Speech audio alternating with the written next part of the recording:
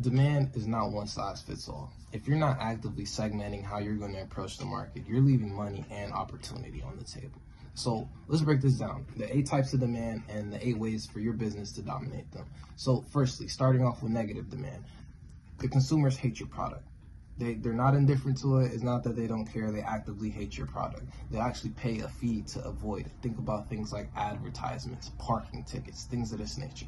Your move, you could either reframe the narrative, figure out what makes them hate their product, your product, and flip it, or you could lean into their discomfort and show them why avoiding your product costs them more in the long term, understanding that fear sells. So the second thing we have, no demand. Nobody cares. It's not, maybe they don't know, or even worse, they know and they still don't care. Your play here is to create relevance, is to speak their language, is to connect the dots between your product, the benefits of your product, their problems, and how the benefits of your product solves their problems. Awareness is the first domino in this chain. So now 3, latent demand.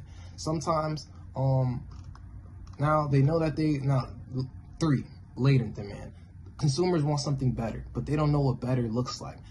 You bring it to them. You find the gap. You understand that this is where consumers have an unsatisfied need that's not being satisfied by the products that's currently on the market. So what you need to do is find the gap, measure the market size, and build the thing that they don't know that they need yet. This is where the real visionaries win. This is predictive marketing.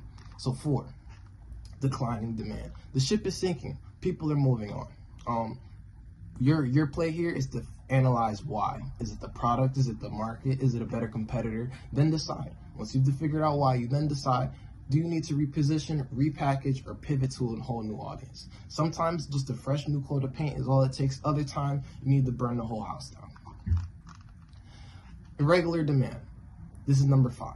So you have seasonal, daily, even hourly demand. It's unpredictable. So here's the hack. It's called synchro marketing.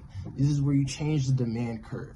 You can offer things like flexible pricing, smart promotions, strategic incentives. If you owned a coffee shop and you sold coffee at 8 a.m.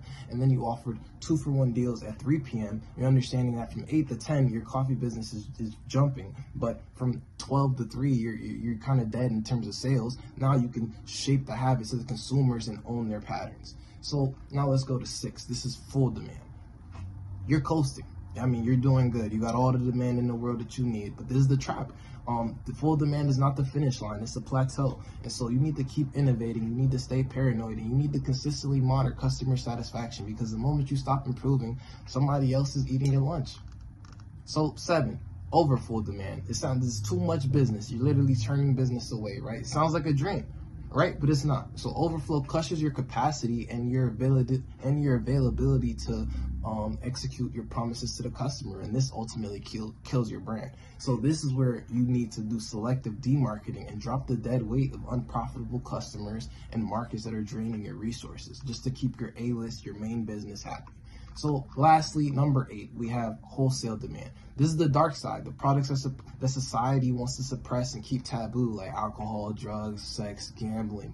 So here, your play is to instead of demarketing, play into the forbidden, embrace the allure of the rebellion. It's about creating a narrative around the lifestyle that these products represent, not just the product itself. You're marketing the culture, the taboo, the underground, the appeal, the underground appeal. You're making the offering more legitimate, more desirable in a society that may not always approve of this product. So in wholesale demand, what you need to do is own the stigma and market that raw, untapped demand. So demand isn't static. It evolves. It constantly evolves, and so should your approach. Understand where you stand and execute accordingly. Stay ahead of the trends, stay ahead of the curve. The markets don't reward the lazy. Adjust or be irrelevant. It's as simple as that.